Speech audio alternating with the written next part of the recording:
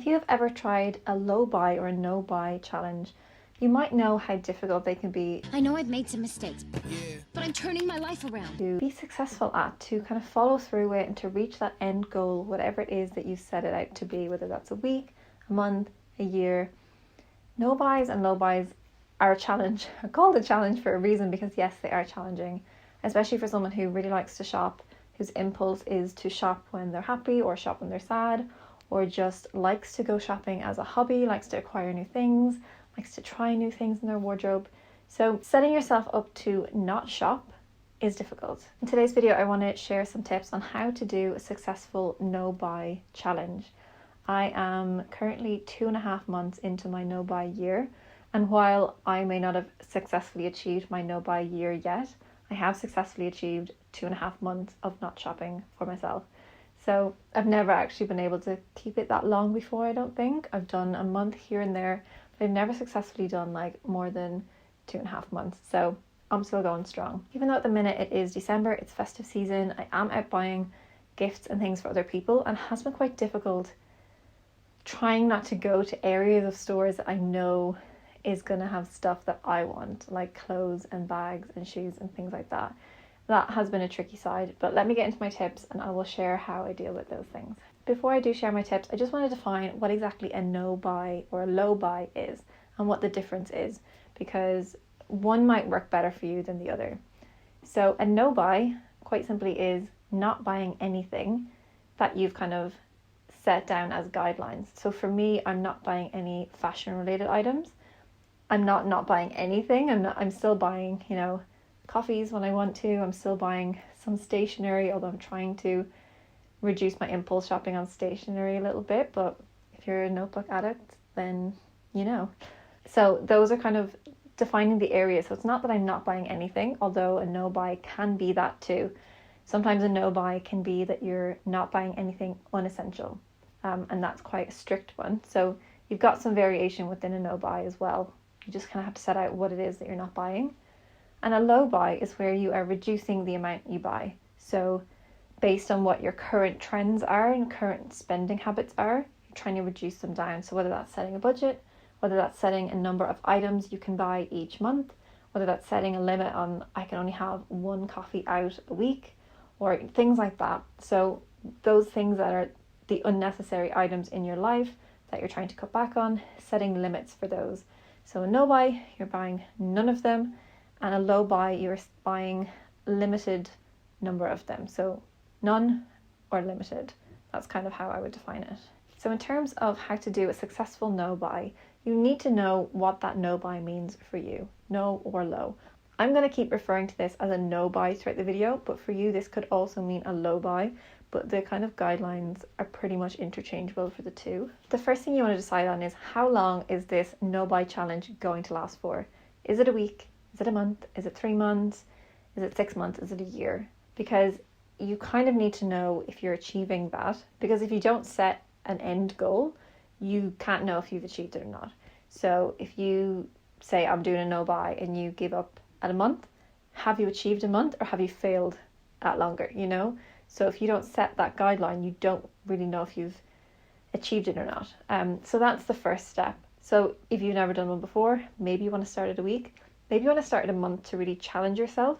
A month's still quite a long time if you're used to doing a lot of shopping and just kind of spending here and there without really thinking too much, a lot of impulse shopping.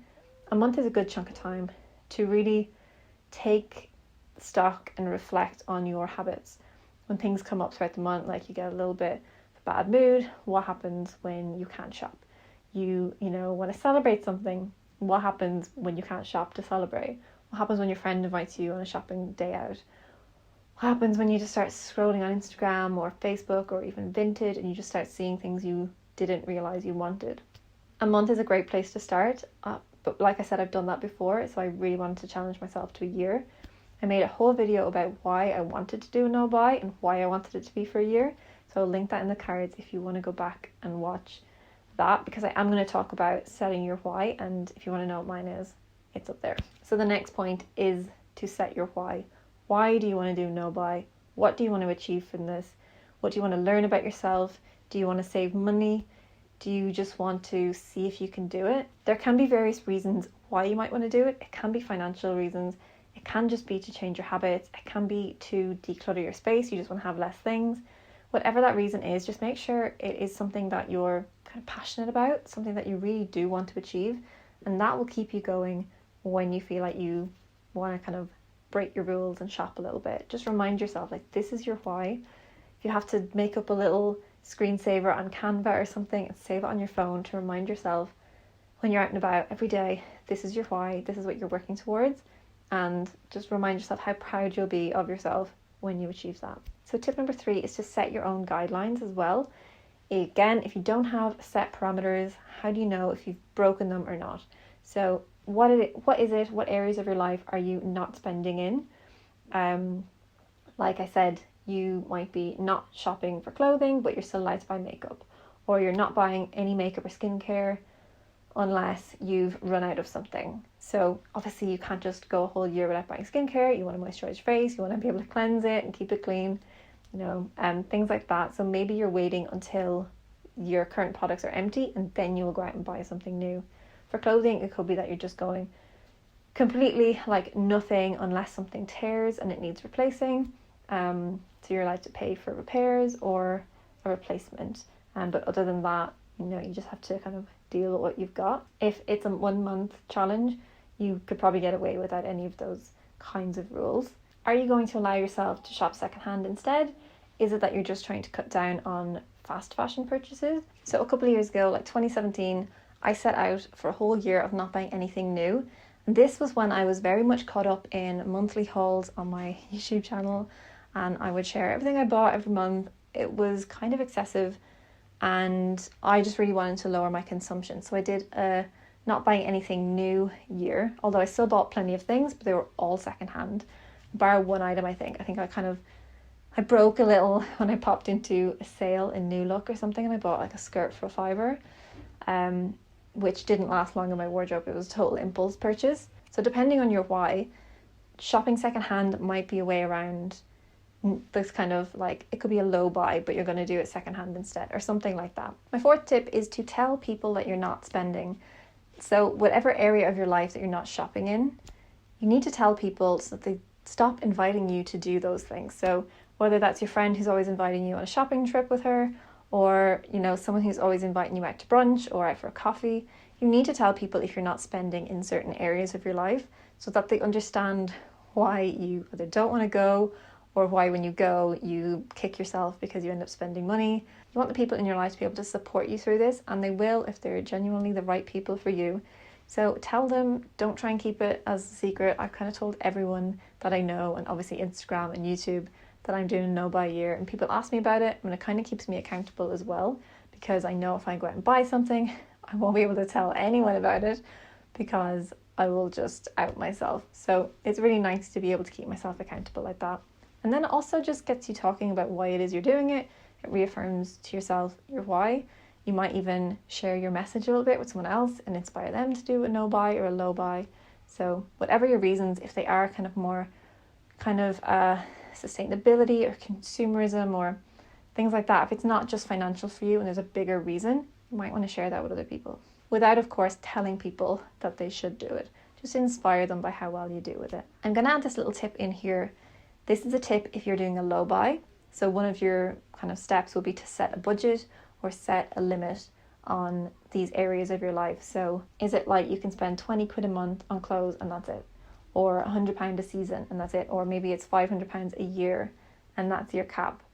Or perhaps it could be an itemized thing. So you're like 1 item a month or 15 items for the whole year, something like that. If it's other areas of your life, it could be I'm only getting 1 coffee out each week, and other than that I have to make it myself at home, or in the office at work, just have to drink the horrible coffee. Is it that you're only going to have 1 takeaway a month, or you're only going to go out for brunch once every 2 months with your friends? Depending on your current habits, these are all going to look different for everybody, so I don't necessarily have a set guideline here, but you just kind of have to figure out what works for you. And again, like I said, this is only for people doing a low buy.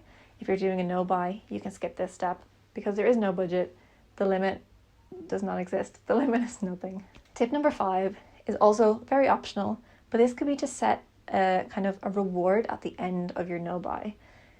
Ideally, it would be something that doesn't involve shopping, so it's not like at the end of my no buy, I'm going to go out and buy this thing. It could be like, I'm going to treat myself to a spa day. I'm going to go get my hair cut. I'm going to take a day trip somewhere and, you know, spend the money that I saved on clothes and beauty products and makeup. I'm going to spend that on an adventure for myself, or, you know, with a friend or a partner or someone. It could be something so simple that you've always wanted to do and you just feel like you don't deserve to do it, but maybe after this little challenge, you'll feel like you've earned it. Again, if your reasons for doing a no buy or a low buy are financial reasons, you might want to find something that doesn't cost much. Maybe it's just like a day trip to the beach, or just, going out for a picnic or something like that. Just something that you really enjoy, but that doesn't cost a lot of money at the same time. So in my last video, talking about why I wanted to do a no buy, I never actually shared my rules. So as a bit of inspiration, if you've gotten this far and you don't yet know what your rules and guidelines are going to be, I'll share mine with you just to see if that sparks anything for you. You might want to follow them exactly. You might just want to take a bit of inspiration from them. So my first rule for my no buy is I'm not buying any fashion related items. So that includes clothes, shoes, hats, bags, jewellery, anything like that, any accessories. That kind of just encompasses everything. Basically anything that would go in my wardrobe, I'm not buying anything like that. Rule number 2 is that replacements are allowed if necessary. So say my kind of like one pair of trainers that I wear all the time, they're kind of like my comfiest trainers. If they fall apart, I could potentially replace those because it's something I wear a lot of and it's something that I would need a replacement of, a comfortable pair of trainers. If, however, a pair of heels or boots break or get, damaged in any way, if it's not something I wear a lot, possibly not going to replace that item until the end of my low buy, see if I actually miss it or not. Because I have like 5 pairs of black boots, all different variations, but they can kind of be substituted in like that. It's not necessary to replace them. Essentials are allowed, so socks, underwear, bras if I need them, not just cute little bras that I see that I want. They have to be necessary.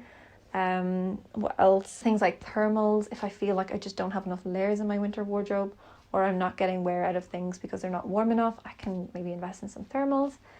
The other day, for example, I went out and I bought a pair of gloves for myself because I don't actually own any gloves. I think I had one pair of knitted gloves. It used to always catch in my wedding and engagement ring because they're quite pointy and sharp. And that was originally how I broke one of these before. I lost a stone in it from it catching in a knitted glove. So I went out and bought myself kind of a pair of like leather or faux leather gloves, so that wouldn't happen. That to me was an essential. It's the only thing I've bought so far. And I don't feel guilty because I really needed them and it's getting really cold. My hands are freezing. So I class that as an essential. I obviously bought the cutest ones I could get within my budget because I want it to work in my wardrobe and I want to enjoy wearing them and feel like they're part of my style. So I still got cute ones, but they're still an essential. So it's okay to buy cute essentials. If you're gonna, you might as well make them cute. The other rule is that it is a 12-month or 1 year long no buy.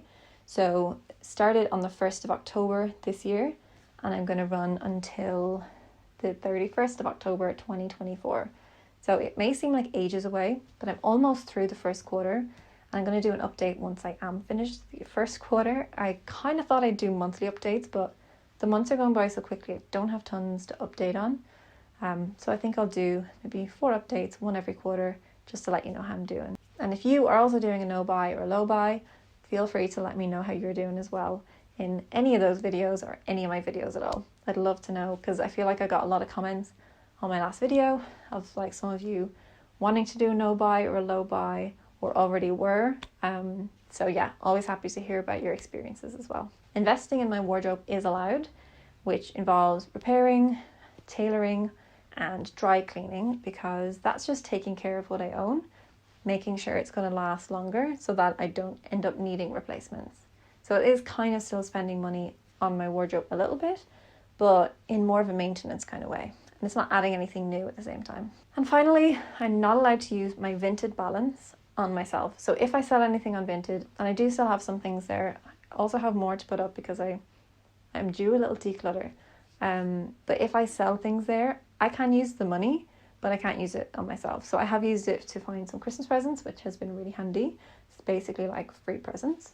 Yeah, but not for myself. Or I can kind of let it build up until November next year and then spend it on myself. We will see. So they're all my guidelines. I may adjust them a little bit in 2024 to include a few extra things on my no buy, just to challenge myself a little bit. But for now, that's what I've set at, and it's going really well. So like I said, I'll update you all soon. I hope these tips have been helpful. I'll do more videos in the new year talking about no buys and low buys in case you want to try one out in January, which is a great time to try out something like that. So if you are looking to do a no buy in January next year, definitely subscribe. I'll be doing some more updates on kind of the best way to prepare yourself for a no buy, sharing why most no buys or low buy challenges fail, and also talking about, is it a good idea to do a declutter while you're doing a no buy? Because like I said, I have a declutter coming up and I'm kind of wondering, is it a bad idea, or should I get rid of more when I know I can't buy anymore? I don't know. We'll see. Let me know what you think. I'll do a video all about it anyway soon, and hopefully I will see you in that one. Thanks so much for watching to the end, and I'll speak to you all really soon.